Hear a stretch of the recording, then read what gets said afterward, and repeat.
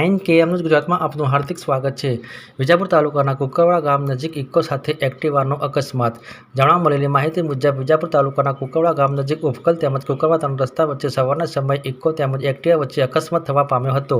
Eco 3 રસ્તા કુકરવાડા બાજુથી ઉપકલ તરફ જઈ રહી હતી અને એક્ટિવા ઉપકલ ગામ બાજુથી કુકરવા 3 રસ્તા બાજુ આવી રહ્યું હતું। તે સમયે ઉપકલ કુકરવાડા વચ્ચે અકસ્માત સર્જાયો હતો।